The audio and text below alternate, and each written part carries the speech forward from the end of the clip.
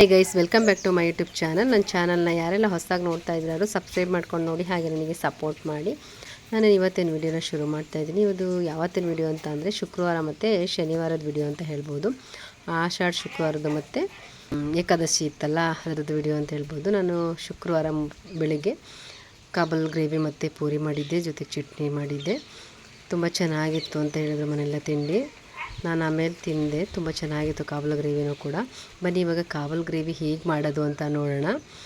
ಸಿಂಪಲ್ಲಾಗಿ ಈಸಿಯಾಗೆ ಮಾಡ್ಬೋದು, ಟೇಸ್ಟಿಯಾಗೂ ಕೂಡ ಇತ್ತು.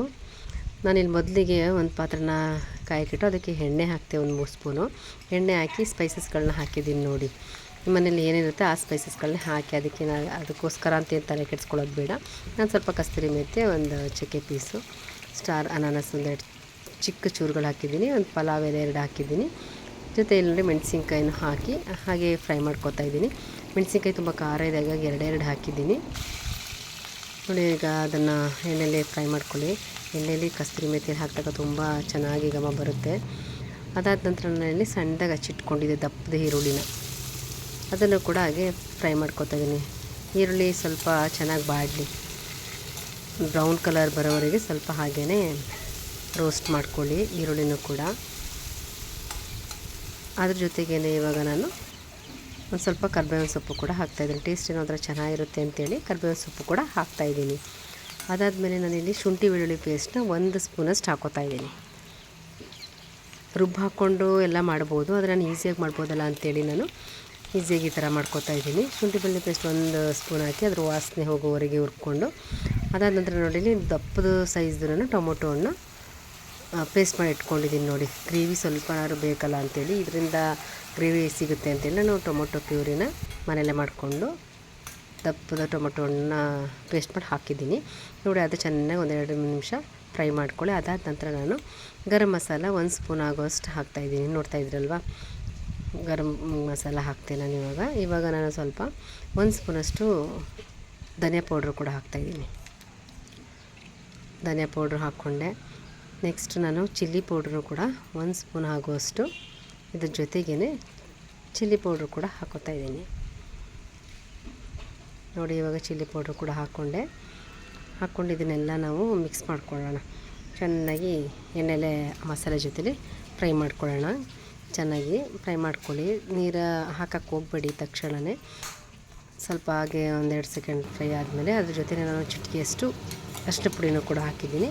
ಹಾಗೆ ನೋಡಿ, ಈಗ ಆ ಕಡೆ ಎಲ್ಲ ಎಣ್ಣೆ ಟೈಪ್ ಬಿಡ್ತಾಯಿದೆಯಲ್ಲ, ಹಂಗೆ ಬರೋವರೆಗೂ ಸ್ವಲ್ಪ ರೋಸ್ಟ್ ಮಾಡ್ಕೊಂಡು, ಅದಾದ ನಂತರ ಟೊಮೊಟೊ ಪ್ಯೂರಿ ರುಬ್ಕೊಂಡಿದ್ನಲ್ಲ ಅದರಲ್ಲಿ ಜಾರಲ್ಲಿತ್ತಲ್ಲ ಆ ನೀರನ್ನಷ್ಟೇ ನಾನು ಹಾಕ್ತಾಯಿದ್ದೀನಿ. ಹೆಚ್ಚು ನೀರು ಹಾಕ್ಕೊಳಕ್ಕೆ ಹೋಗ್ತಾಯಿಲ್ಲ, ಅಷ್ಟೇ ನೀರು ಹಾಕಿ ಸ್ವಲ್ಪ 1-2 ನಿಮಿಷ ಕುದಿಯೋಕ್ಕೆ ಬಿಡಿ. ನೆಕ್ಸ್ಟ್ ನಾನು ಇಲ್ಲಿ ಕಾಬೂಲ್ ಕಡಲೆಕಾಳನ್ನ ಬೇಯಿಸಿಟ್ಕೊಂಡಿದ್ದೀನಿ. ಒಂದು ಕುಕ್ಕರು 1 ವಿಷಲ್ ಕೂಗಿಸ್ಕೊಂಡ್ರೆ ಚೆನ್ನಾಗಿ ಬೇಯುತ್ತೆ. ಕೂಗಿಸಿ ನಾನು ಇವಾಗ ನೋಡಿ ಬೆಂದಿದೆ, ಚೆನ್ನಾಗಿ ಬೇಯಿಸ್ಕೊಂಡು ಇಟ್ಕೊಂಡಿದ್ದೀನಿ. ಇವಾಗ ಇದನ್ನು ಈ ಬೇಯ್ತಾ ಇರೋ ಮಸಾಲೆ ಒಳಗಡೆಗೆ ನಾನೀಗ ಹಾಕ್ಕೊಂಡು ಮಿಕ್ಸ್ ಮಾಡ್ಕೊತಾ ಇದ್ದೀನಿ. ಇವಾಗ ಚೆನ್ನಾಗೆಲ್ಲ ಮಿಕ್ಸ್ ಮಾಡ್ಕೊಳ್ಳಿ ಒಂದು ಕಡೆಯಿಂದ. ತುಂಬ ಚೆನ್ನಾಗಿ ಬರುತ್ತೆ ಗ್ರೇವಿ. ಪೂರಿ, ರೊಟ್ಟಿ, ಚಪಾತಿ ಜೊತೆ ಎಲ್ಲ ತುಂಬ ಚೆನ್ನಾಗಿರುತ್ತೆ. ಈಸಿಯಾಗೂ ಕೂಡ ಮಾಡ್ಬೋದು, ಹೆಚ್ಚು ಮಸಾಲೆ ಯೂಸ್ ಮಾಡದೆ ಮಾಡುವಂಥ ಗ್ರೇವಿ ಅಂತ ಹೇಳ್ಬೋದು, ಮತ್ತು ಬೇಗನೂ ಆಗುತ್ತೆ. ಇವಾಗ ನಾನು ಸ್ವಲ್ಪ ಸಾಲ್ಟ್ ಹಾಕ್ಕೋತಾ ಇದ್ದೀನಿ. ಯಾಕೆ ಸ್ವಲ್ಪನೇ ಹಾಕಿದ್ದೀನಿ, ನಾನು ಕಾಳು ಬೇಯಿಸ್ಬೇಕಾದ್ರೆ ಉಪ್ಪು ಹಾಕಿ ಬೇಯಿಸಿದ್ದೆ ಕಾಳನ್ನ, ಅದಕ್ಕಾಗಿ ನಾನು ಸ್ವಲ್ಪನೇ ಉಪ್ಪು ಹಾಕ್ಕೋತಾ ಇದ್ದೀನಿ. ಇವಾಗ ಒಂದು 5-6 ನಿಮಿಷ ಇವಾಗ ನೋಡಿ ಕ್ಲೋಸ್ ಮಾಡಿ ಬೇಯಕ್ಕೆ ಬಿಡಿ. ಇವಾಗ ಬೆಂದಾಗಿದೆ, ನೋಡ್ತಾ ಇದ್ದೀರಲ್ವ ಎಷ್ಟು ಚೆನ್ನಾಗಿ ಬಂದಿದೆ. ಈಸಿಯಾಗಿ ಬೇಗ ಮಾಡ್ಬೋದು. ಕಾಳನ್ನ ಬೇಯಿಸಿಟ್ಕೊಂಡಿದ್ರಂತೂ ಬೇಗನೆ ಗ್ರೇವಿನ ಮಾಡ್ಬೋದು ಈಸಿಯಾಗಿ. ನೋಡ್ತಾ ಇದ್ರಲ್ವ ಏನು ಹೆಚ್ಚು ಮಸಾಲೆ ಯೂಸ್ ಮಾಡಿದೆ, ಎಷ್ಟು ಬೇಗ ಮಾಡಿದೆ ಅಂತ.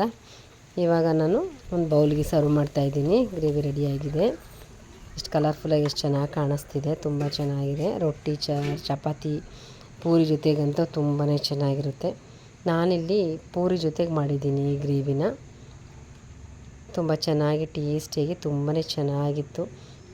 ಇವಾಗ ನೋಡಿ, ಈಗ ಒಂದು ತಟ್ಟೆಗೂ ಕೂಡ ಹಾಕಿದ್ದೀನಿ ಪೂರಿ ಮತ್ತು ಕಾಬೂಲ್ ಗ್ರೇವಿ. ಚಟ್ನಿ ಸ್ವಲ್ಪ ರುಬ್ಬಿದ್ದ ಜೊತೆಗೇ ಹಾಕಿಟ್ಟಿದ್ದೀನಿ. ತುಂಬ ಚೆನ್ನಾಗಿದೆ ಅಮ್ಮ ಅಂತೇಳಿ ನನ್ನ ಮಕ್ಕಳು ಕೂಡ ತುಂಬ ಇಷ್ಟಪಟ್ಟು ತಿಂದರು. ಕಾಬೂಲ್ ಕಡಲೆಕಾಳು ಕೂಡ ತುಂಬ ಆರೋಗ್ಯಕ್ಕೂ ಒಳ್ಳೆಯದಲ್ವ, ಹಾಗಾಗಿ ಬೇಗ ಆಗುತ್ತೆ ಅಂತೇಳಿ ಮಾಡಿದ್ದೆ. ಒಂದ್ಸಲ ನಿಮ್ಮ ಮನೇಲಿ ಈ ಗ್ರೇವಿನ ಟ್ರೈ ಮಾಡಿ. ನೆಕ್ಸ್ಟ್ ನಾನು ದೇವಸ್ಥಾನಕ್ಕೆ ಹೋಗೋಣ ಅಂಥೇಳಿ ನಿಂಬೆಹಣ್ಣು ದೀಪ ಹಚ್ಚೋಣ ಅಂತ ರೆಡಿ ಮಾಡ್ಕೋತಾ ಇದ್ದೆ. ನೋಡಿ, ನಿಂಬೆಹಣ್ಣನ್ನು ನಾನು ತೊಗೊಂಡು ಕಟ್ ಮಾಡಿಟ್ಕೊಂಡು ಈ ಥರ ಹೋಳು ಮಾಡಿಟ್ಕೊಂಡು ರಸ ಎಲ್ಲ ತೆಗೆದು ಈ ಥರ ಮಾಡಿಟ್ಕೊಂಡಿದ್ದೀನಿ. 9 ದೀಪ ಹಚ್ಚೋಣ ಅಂಥೇಳಿ ಮಾಡ್ಕೊಂಡಿದ್ದೆ. ನೋಡಿ, ರಸನ ಒಂದು ಹತ್ರ ಇಟ್ಟಿದ್ದೀನಿ, ಅದನ್ನು ಯೂಸ್ ಮಾಡ್ಕೊಂಡ್ರಾಯ್ತು ಅಂಥೇಳಿ ಮನೆಯಿಂದನೇ ಎಲ್ಲ ರೆಡಿ ಮಾಡಿ ಇಟ್ಕೊಂಡು ಬಂದಿದ್ದೆ. ಇವಾಗ ನಾನು ಈ ಥರ ತಟ್ಟೆಯಲ್ಲಿ ಜೋಡಿಸ್ಕೊಂಡಿದ್ದು ಮಾತ್ರ ದೇವಸ್ಥಾನಕ್ಕೆ ಬಂದು ಜೋಡಿಸ್ಕೊಂಡೆ. ಇವಾಗ ದೇವಸ್ಥಾನಕ್ಕೆ ಬಂದಿದ್ದೀನಿ. ಇವಾಗ ನೋಡಿ, ತುಪ್ಪದ ದೀಪನ ಅದರೊಳಗಡೆಗೆ ಹಾಕಿ ಹೂವೆಲ್ಲ ಹಾಕಿ ಅಲಂಕಾರ ಮಾಡಿ ದೀಪ ಹಚ್ಕೋತಾ ಇದ್ದೀನಿ. ಹಚ್ಕೊಂಡು ಇವಾಗ ದೇವರಿಗೆ ನಿಂಬೆಹಣ್ಣು ಆರತಿ ಮಾಡಿ ನಾನು ನೆಕ್ಸ್ಟ್ ಎಲ್ಲ ಬಂದವರು ಕೂಡ ಅದೇ ಥರ ಮಾಡಿ ಇಲ್ಲಿ ತಂದು ಇಡ್ತಾರೆ. ಪಕ್ಕದಲ್ಲೇ ಇದೆ ಒಂದು ಮತ್ತೆ ಗುಡಿ ದೇವಿದು.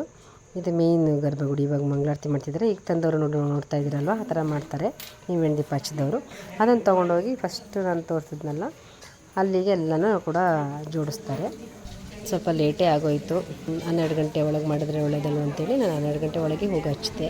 ನೋಡಿ, ಎಲ್ಲರೂ ಕೂಡ ತುಂಬ ರಶ್ ಇತ್ತು ದೇವಸ್ಥಾನದಲ್ಲಿ. ಎಷ್ಟು ಜನಗಳೆಲ್ಲ ದೀಪ ಹಚ್ಚಿಟ್ಟಿದ್ರು ಆಲ್ರೆಡಿ. ದೇವಿಗಂತೂ ತುಂಬ ಚೆನ್ನಾಗಿ ಅಲಂಕಾರ ಮಾಡಿದರು. 2ನೇ ವಾರ ಆದ್ರೂ ತುಂಬ ರಶ್ ಇತ್ತು. ಫಸ್ಟ್ ವಾರ ನಾನು ಹೋಗಿರಲಿಲ್ಲ, ಹೆಂಗಿತ್ತು ಏನೋ. 2ನೇ ವಾರ ಅಂತ ತುಂಬಾ ರಶ್ ಇತ್ತು. ನನಗೂ ಏನೋ ಗೊತ್ತಿಲ್ಲ, ಒಂದು ಸಲ ದೇವಸ್ಥಾನಕ್ಕೆ ಈ ಥರ ಹೋದಾಗಲೇ ಗೊತ್ತಾಗಿದ್ದು. ಏನೋ ಒಂಥರ ಖುಷಿ ಅನ್ನಿಸ್ತು ಎಲ್ಲ ದೀಪ ಹಚ್ಚೋದೆಲ್ಲ ನೋಡಿ. ಆವಾಗಿಂದ ನಾನು ಕೂಡ ಈ ರೀತಿಯಾಗಿ ದೇವಸ್ಥಾನಕ್ಕೆ ಬಂದು ಆಷಾಢದಲ್ಲಿ ದೀಪ ಹಚ್ಚುತ್ತೀನಿ, ಎಲ್ಲರಿಗೂ ಒಳ್ಳೆಯದಾಗಲಿ ಅಂತೇಳಿ ದೇವಿಗೆ ದೀಪ ಹಚ್ಚೋಕ್ಕೆ ದೇವಸ್ಥಾನಕ್ಕೆ ಬರ್ತೀನಿ. ನಾನು ಆಷಾಢ ಮುಗಿಯೋಷ್ಟೊತ್ತಿಗೆ ಯಾವುದಾದ್ರೂ ಒಂದು ಶುಕ್ರವಾರದಲ್ಲಿ, ಅಂದರೆ ನಾನು ಬರೋಕ್ಕಾಗದೇ ಇದ್ದರೂ ಕೂಡ ಹಿಂದಿನ ದಿನವೇ ಬಂದು ಅಭಿಷೇಕಕ್ಕೆ ಏನು ಬೇಕೋ ಅದೆಲ್ಲ ಕೊಟ್ಟು ಹೋಗ್ತೀನಿ, ಪ್ರಸಾದಕ್ಕೆ ಮತ್ತು ಅಭಿಷೇಕಕ್ಕೆ. ಏನೋ ಒಂಥರ ನನಗೆ ಖುಷಿ ಅನಿಸುತ್ತೆ, ಹಾಗಾಗಿ ನಾನು ಕೊಟ್ಟು ಹೋಗ್ತೀನಿ. ಜೊತೆಗೆ ಬಳೆನೂ ಕೂಡ ಕೊಡ್ತೀನಿ ನಾನು. ದೇವಿ ಹತ್ರ ಇಟ್ಟು ಮುತ್ತೈದೆಯರಿಗೆ ಬಳೆನೂ ಕೂಡ ಕೊಡ್ತಾರೆ ಪೂಜೆ ಮಾಡಿ ಶುಕ್ರವಾರ ದಿನ. ಅದು ನನಗೆ ಏನೋ ಖುಷಿ ಕೊಡುತ್ತೆ, ಹಾಗಾಗಿ ನಾನು ಈ ರೀತಿಯಾಗಿ ಮಾಡ್ತೀನಿ.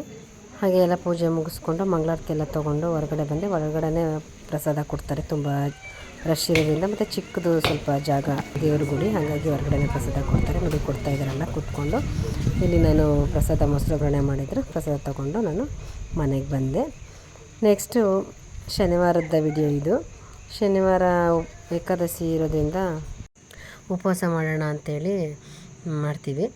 ಅದರಲ್ಲಿ ಉಪವಾಸದಲ್ಲಿ ನೀರು ಕುಡದೇ ಇರೋರು ಇರ್ತಾರೆ, ಮತ್ತು ಈರುಳ್ಳಿ ಬೆಳ್ಳುಳ್ಳಿ ಹಾಕದೇ ಇರೋವಂಥ ಉಪಹಾರ ಕೂಡ ತಿಂತಾರೆ. ಇಲ್ಲಿ ಕೂಡ ನಾನು ನಮ್ಮನೇಲಿ ಈರುಳ್ಳಿ ಬೆಳ್ಳುಳ್ಳಿ ಹಾಕ್ತೆ, ಅಕ್ಕಿನೇ ಬಳಸ್ತೆ ಏಕಾದಶಿನ ಮಾಡ್ತೀವಿ. ಆ ಥರ ಫಲಾಹಾರ ಮಾಡಿಕೊಂಡು ಈಗ ಅದನ್ನು ಮಾಡೋದು ಹೇಗೆ ಅಂತ ನಾನು ಈಸಿಯಾಗಿ ತೋರಿಸ್ತಾ ಇದ್ದೀನಿ. ನಾನು ಫಸ್ಟ್ ಕಡಲೆ ಬೀಜನೆಲ್ಲ ಹುರ್ಕೊಂಡಿದ್ದೀನಿ. ಹುರ್ಕೊಂಡು ಸಿಪ್ಪೆಲ್ಲ ತೊಗೊಂಡು ಇದನ್ನು ಪೌಡ್ರ್ ಮಾಡ್ಕೊಳ್ಳೋಣ. ನಾನು ಕಡಲೆ ಬೀಜನ ಹುರಿದು ಪೌಡ್ರ್ ಮಾಡಿ ಇಟ್ಕೊಂಡಿದ್ದೀನಿ ಪಕ್ಕದಲ್ಲಿ. ನೆಕ್ಸ್ಟು ಸೀಮೆ ಅಕ್ಕಿನ ನಾನು ರಾತ್ರಿನೇ ನೆನೆಯಕ್ಕೆ ಇಟ್ಟಿದ್ದೆ, ತುಂಬ ಚೆನ್ನಾಗಿ ನೆನೆತಿರುತ್ತೆ ಅಂತೇಳಿ. ಇವಾಗ ಇದಕ್ಕೆ ಒಂದು ಒಗ್ಗರಣೆ ಹಾಕ್ಕೊಂಡಿದ್ದೀನಿ. ಒಗ್ಗರಣೆ ಮಾಡಿದ್ದು ವಿಡಿಯೋ ಸ್ಕಿಪ್ ಆಗಿದೆ. ಒಗ್ಗರಣೆ ಅಂತ ಸಿಂಪಲ್ಲಾಗಿರುತ್ತೆ, ಏನಿಲ್ಲ. ಒಂದು ಬಾಣಲೆಗೆ ಆದ ನಂತರ ಅದಕ್ಕೆ ಒಂದಷ್ಟು ಎಣ್ಣೆ ಹಾಕಿ, ಅದಕ್ಕೆ ಜೀರಿಗೆ ಸ್ವಲ್ಪ ಹಾಕಿ, ಹಸಿಮೆಣಸಿನ್ಕಾಯಿ ಫ್ರೈ ಮಾಡಿಕೊಂಡು ಅದಕ್ಕೆ ಪೌಡ್ರ್ ಮಾಡಿಟ್ಕೊಂಡಿರೋಂತಹ ಕಡಲೆ ಬೀಜ ಮತ್ತು ಸೀಮೆ ಅಕ್ಕಿನ ಮಿಕ್ಸ್ ಮಾಡಿ, ಜೊತೆಗೆ ಸ್ವಲ್ಪ ರುಚಿಗೆ ತಕ್ಕಷ್ಟು ಉಪ್ಪು ಹಾಕಿ ಎಣ್ಣೆ ಒಳಗೆ ಹಾಕಿ ಚೆನ್ನಾಗಿ ಬಿಸಿ ಮಾಡ್ಕೊಬೇಕು. ಬಿಸಿ ಮಾಡಿಕೊಂಡ್ರೆ ತುಂಬಾ ಚೆನ್ನಾಗಾಗುತ್ತೆ. ಹಾಗೆ ಸ್ವಲ್ಪ ಹೊತ್ತು ಬಿಸಿ ಮಾಡಿ ಹೈ ಫ್ಲೇಮಲ್ಲಿ ಇಟ್ಕೊಂಡು ಬಿಸಿ ಮಾಡ್ಕೊಳ್ಳಿ. ಅದನ್ನು ಪಕ್ಕಕ್ಕೆ ಬಿಸಿ ಮಾಡೋಕ್ಕೆ ಇಟ್ಟಿದ್ದೀನಿ. ನೆಕ್ಸ್ಟ್ ಇದಕ್ಕೆ ಸ್ವಲ್ಪ ಚಟ್ನಿ ಮಾಡ್ಕೊಬೇಕು, ಚೆನ್ನಾಗಿರುತ್ತೆ ಚಟ್ನಿ. ಅದ್ರ ಜೊತೆಗೆ ಕಡಲೆ ಬೀಜದ ಪೌಡ್ರನ್ನ ಸ್ವಲ್ಪ ಅದರೊಳಗಡೆ ಜಾರಲ್ಲೇ ಇಟ್ಕೊಂಡು ಉಳಿಸ್ಕೊಂಡು ಅದಕ್ಕೇನೆ ಸ್ವಲ್ಪ ಜೀರಿಗೆ, ಹಸಿಮೆಣಸಿನ್ಕಾಯಿ, ಸ್ವಲ್ಪ ಉಪ್ಪು, ಮೊಸರು ಹಾಕ್ಕೊಂಡು ನಾನು ಚಟ್ನಿ ರೆಡಿ ಮಾಡಿ ಇಟ್ಕೊಂಡಿದ್ದೀನಿ. ತುಂಬಾ ಚೆನ್ನಾಗಿರುತ್ತೆ, ತುಂಬ ಟೇಸ್ಟಾಗಿರುತ್ತೆ ಚಟ್ನಿ. ಮತ್ತು ಅದನ್ನು ನಾನು ಬಿಸಿ ಮಾಡೋಕ್ಕೆ ಇಟ್ಟಿದ್ನಲ್ಲ ಸೀಮೆ ಅಕ್ಕಿನ, ಅದನ್ನು ಈಗ ಓವನಲ್ಲಿ ಹಾಕ್ಬಿಟ್ರಂತೂ ಇನ್ನೂ ತುಂಬ ಚೆನ್ನಾಗಿರುತ್ತೆ. ಅದು ಬಿಸಿ ಮಾಡ್ಕೋಬೇಕಾದ್ರೆ ನಾನು ಪಾತ್ರೆಯಲ್ಲೇ ಸ್ವಲ್ಪ ಬಿಸಿ ಮಾಡಿ ಓವನ್ಗೆ ಹಾಕ್ಕೊಂಡ್ಬಿಟ್ಟು ಬಿಸಿ ಮಾಡ್ಕೊಂಡಾಗ ತುಂಬಾ ಸಾಫ್ಟಾಗಿ ತುಂಬಾ ಚೆನ್ನಾಗಿ ಬರುತ್ತೆ. ಇವಾಗ ಸೀಮೆ ಅಕ್ಕಿನ ಬಿಸಿ ಮಾಡಿರೋದನ್ನು ಒಂದು ಪ್ಲೇಟ್ಗೆ ನಾನು ಬಡಿಸ್ತಾ ಇದ್ದೀನಿ. ಚಟ್ನಿ ಕೂಡ ಸ್ವಲ್ಪ ಗಟ್ಟಿಗಾಗಿತ್ತು, ಅದಕ್ಕೆ ಸ್ವಲ್ಪ ನೀರು ಹಾಕ್ಕೊಂಡಿದ್ದೀನಿ. ರುಬ್ಬೇಕಾದ್ರೆ ನಾನು ಮೊಸರು ಹಾಕ್ಕೊಂಡಿದ್ದೆ ಫಸ್ಟು. ಇವಾಗ ಸ್ವಲ್ಪ ನೀರು ಹಾಕ್ಕೊಂಡು ಸ್ವಲ್ಪ ತೆಳ್ಳಗೆ ಮಾಡಿಕೊಂಡು ಇವಾಗ ಪ್ಲೇಟ್ಗೆ ನಾನು ಬಡಿಸಿದ್ದೀನಿ. ನೋಡ್ತಾ ಇದ್ದೀರಲ್ವ, ತುಂಬ ಚೆನ್ನಾಗಿರುತ್ತೆ. ಟೇಸ್ಟ್ ಮಾಡಿ. ಈರುಳ್ಳಿ ಬೆಳ್ಳುಳ್ಳಿ ತಿನ್ನದೇ ಇರೋರು ಮತ್ತು ಅಕ್ಕಿನ ಯೂಸ್ ಮಾಡದೇ ಇರೋರು ಈ ರೀತಿ ಸೀಮೆ ಅಕ್ಕಿನ ಯೂಸ್ ಮಾಡಿಕೊಂಡು ಈ ರೀತಿಯಾದಂಥ ಸಿಂಪಲ್ ರೆಸಿಪಿ ಮಾಡಿಕೊಂಡು ತಿನ್ಬೋದು. ಒಂದ್ಸಲ ಸೀಮೆ ಅಕ್ಕಿಲಿ ಈ ರೀತಿ ಟ್ರೈ ಮಾಡಿ, ಹೇಗಿತ್ತು ಅಂತೇಳಿ ಕಮೆಂಟ್ ಬಾಕ್ಸಲ್ಲಿ ಕಮೆಂಟ್ ಮಾಡಿ. ದೀಪ ಹಚ್ಚೋಕ್ಕೆ ಯೂಸ್ ಮಾಡಿದ್ನಲ್ಲ ನಿಂಬೆಹಣ್ಣು, ಅದರಲ್ಲಿ ರಸನ ಇಟ್ಕೊಂಡಿದ್ದನ್ನು ನಾನು ವೇಸ್ಟ್ ಮಾಡೋಕ್ಕೆ ಹೋಗಲಿಲ್ಲ. ಅದರಲ್ಲೂ ಕೂಡ ನಾನು ಜ್ಯೂಸ್ ಮಾಡಿಕೊಂಡು ಕುಡಿದೆ. ಇವತ್ತಿನ ವಿಡಿಯೋ ಇದಾಗಿತ್ತು, ಶನಿವಾರ ಮತ್ತು ಶುಕ್ರವಾರದ್ದು.